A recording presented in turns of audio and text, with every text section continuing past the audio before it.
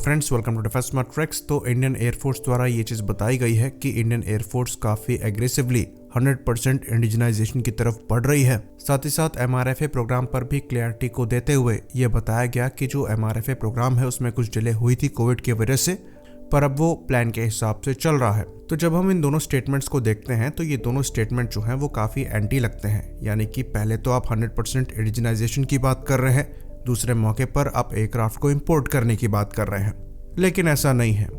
ये दर्शाता है कि अगर MRFA प्रोग्राम के अंतर्गत कोई भी एयरक्राफ्ट चूज किया जाता है उसमें ये इंश्योर किया जाएगा कि कंप्लीट TOT यानी कि ट्रांसफर ऑफ टेक्नोलॉजी हो और उसको कम्प्लीटली इंडिया में बनाया जाए, ताकि उस एयरक्राफ्ट को लेकर भी हम जो कंट्री या कंपनी इन एयरक्राफ्ट को बनाती है उन पर डिपेंडेंट ना रहे। तो ये एक्चुअली काफ़ी अच्छी स्ट्रेटेजी है और हमने पहले भी एक्सप्लेन किया है कि क्यों जो MRFA प्रोग्राम है वो हमारे इंडिजिनस प्रोग्राम्स के लिए प्रॉब्लमैटिक नहीं है, क्योंकि हमारी रिक्वायरमेंट जो है वो इतनी बड़ी है कि अगर हम 100 के ऊपर MRFA एयरक्राफ्ट को लेते हैं तब भी तेजस मार्क 2 और आर्मका के नंबर्स हमको 100 के ऊपर ही चाहिए। और उसके बाद ही हम आने वाले 15 सालों में जो एयरफोर्स की स्क्वाड्रन संख्या है उनको 35 तक पहुंचा पाएंगे। रिक्वायरमेंट 42 एयरक्राफ्ट की पहले बताई गई थी, लेकिन अब वो कम नहीं है, ज़्यादा है।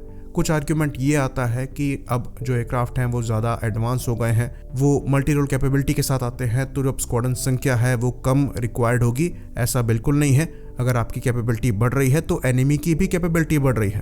तो जो रिक्वायरमेंट है वो एक्चुअली 42 से भी ज़्यादा की है। और क्योंकि अब हम काफ़ी सारा समय कॉम्पिटिशन्स वगैरह में वेस्ट कर चुके हैं, तो अर्जेंट रिक्वायरमेंट को पूरा करने के लिए हमें मल्टीपल प्रोग्राम्स को एक ही साथ एग्जीक्यूट करना पड़ेगा, ताकि इन फाइटर्स को हम बड़े नंबर में इंडक्ट कर सके। तो अगर हम दो ऐसे प्लेटफॉर्म्स पर पहले से इन्वेस्ट कर रहे हैं जो कि अभी डेवलपमेंट स्टेज पर हैं, जिनकी टाइमलाइन जो है वो प्रोजेक्टेड है, कंफर्म्ड नहीं है, तो हमें बहुत ज़रूरी है कि एक ऐसे प्रोजेक्ट पर भी इन्वेस्ट करना चाहिए जो कि डेवलप्ड हो, ताकि जब इंडक्शन को डिसाइड किया जाए तो टाइमलाइन की अनसर्टेनिटी ना रहे। इसलिए जो MRFA है वो इम्पॉर्टेंट है।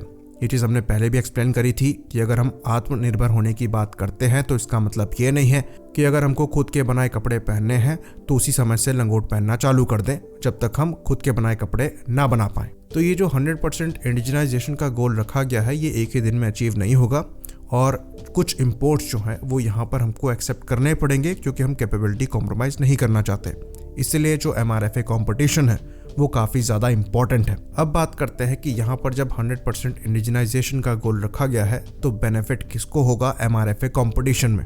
तो ये चीज़ हम जानते हैं कि इंडियन एयरफोर्स पहले से ही रफाल को ऑपरेट कर रही है और कुछ ही दिनों में डील साइन हो सकती है इंडिया और फ्रांस के बीच में एक 125 किलो न्यूटन क्लास के इंजन को बनाने के लिए। तो ये एक बहुत क्रिटिकल टेक्नोलॉजी है जो कोई हमको नहीं देने वाला, और इसे हम फ्रांस के साथ मिलकर बनाने वाले हैं।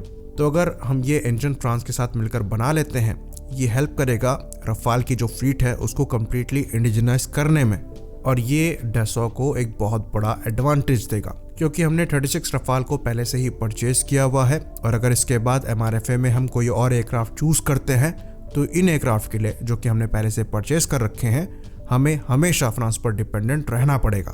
और अगर इंजन डील हो जाती है फ्रांस के साथ और हम उनके साथ मिलकर एक इंजन बनाते हैं तो कंप्लीट इंडिजिनाइजेशन जो है वो रफाल का किया जा सकता है, जो कि MRFA कंपटीशन में उसे बहुत बड़ा एडवांटेज देता है। पर साब का भी जो ऑफर है वो काफ़ी अच्छा है, वो हमें सब कुछ प्रोवाइड करने के लिए तैयार है। इवन क्रिटिकल टेक्नोलॉजीज को लेकर वो तेजस मार्क 2 और आर्मका में हेल्प करने के लिए भी तैयार है।